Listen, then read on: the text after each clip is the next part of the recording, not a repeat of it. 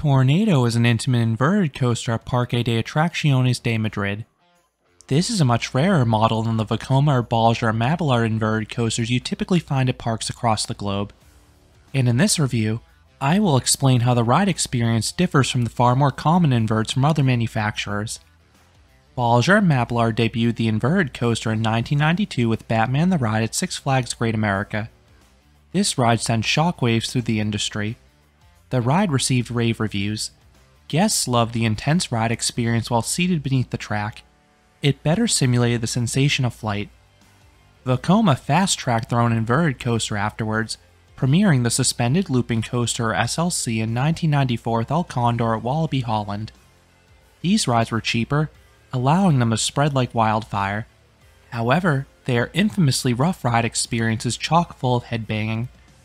Intamin dipped their toes into the inverted coaster market in the late 1990s. They started with some launched inverts. First was Volcano the Blast coaster at King's Dominion. This was a full circuit coaster blasting guests through a volcano. Second was Linear Gale at Tokyo Dome City. This was an impulse coaster, which went on to become their most popular inverted model. But in 1999, Intamin built a more conventional inverted coaster with a lift hill. This was none other than Tornado at Parque de Atracciones de Madrid. Intamin would only build one other coaster like it. Coincidentally, it was also named Tornado. This one opened in 2001 at Sarka Niemi in Finland. But back to the Spanish Tornado. This ride features all black track and supports. There's absolutely no theming here, but I like how the ride interacts with the midway at least. Much of the ride runs along the pathway, and a few elements cross over the midway. The one weird thing with this coaster's appearance is the large number of supports used in the two vertical loops. It looks so over-engineered, and it kind of looks ugly. You cannot see much of this ride until you're right on top of it. Tornado is located on its own hill in the lower corner of the park. This leads to the coaster barely ever having a crowd. Usually, this is a positive thing, but it can actually be a major detriment with this coaster. You need to be very careful visiting on a quiet day. Tornado can be very difficult and/or annoying to experience in those days. You see, Tornado has a minimum rider requirement. Back in 2019, every single seat had to be filled. I know some parks have policies like this in cooler days, but this was an extremely hot summer day. This was problematic when I tried to speedrun the park just after it opened. People were not willing to wait for other riders, so it took about an hour and a half until after the park opened for there to finally be enough people over by the ride for it to operate. And even still, it took 10 to 15 minutes in between trains. Flash forward to 2023. This requirement has thankfully been relaxed a little bit. They no longer need a full train. I don't know the exact number of riders required, but it appeared that almost every row had to be filled. I deliberately waited until the early afternoon to head over to Tornado, and at that time, enough people were in the area for the coaster to run semi-regularly. The restraint checks are fairly quick whenever enough people are over there. If you do visit on a busy day, this ride is included on the Speedy Pass Skip the Line service. This is an extra fee. You can either get the all-day version or pay per ride. If you have Speedy Pass for Tornado, you have a major advantage when it comes to seat selection. Seating is on a first-come basis for this ride. Speedy Pass users are always admitted into the station first. You definitely want to ride this coaster in the ends of the train. You will get the most force through the inversions. I would recommend trying both the front and back if you can, but if you can only try one, I slightly prefer the back. While this ride has two trains, I have only ever seen one in use, which makes sense given the minimum rider requirement. As opposed to the B&M inverts, Tornado has two across seating like the Vekoma SLCs.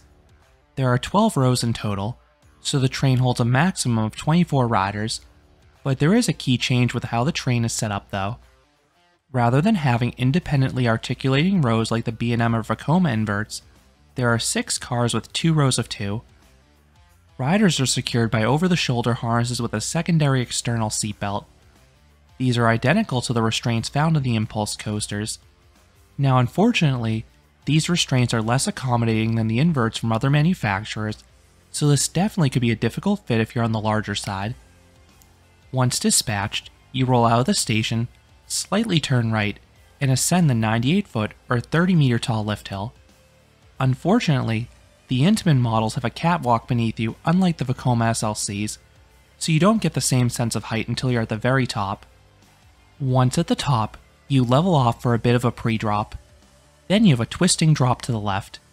If you ride in the back rows, you'll get some good whip as you're pulled downwards, but this is just the appetizer for the inversions that follow. Immediately afterwards is a vertical loop. The front gets strong leg-numbing positive Gs in the first half of the element, but they do subside in the pull downwards.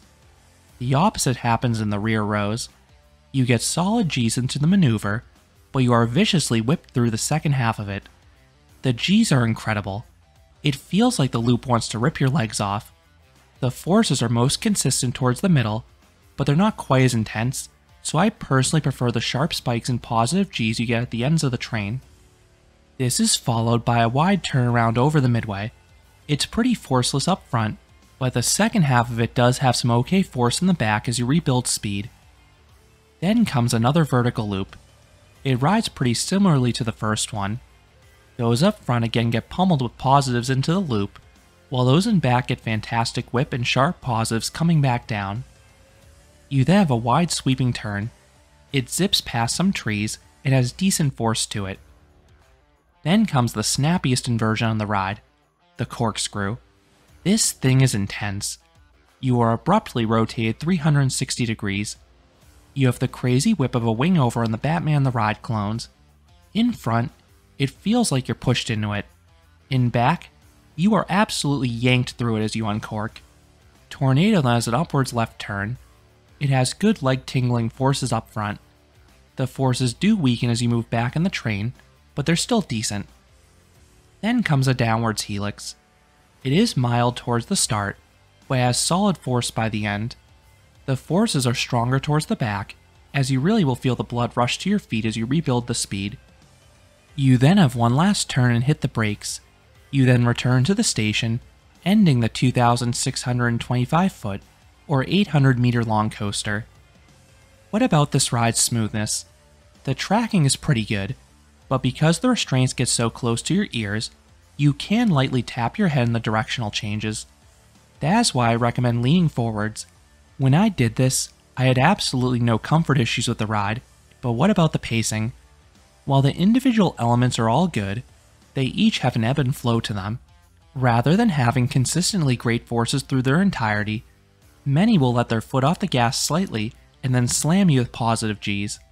This gives the coaster a more unique feel than the other inverts out there. So what would I rate Tornado? I would give this coaster an 8 out of 10. This is a fun and forceful coaster.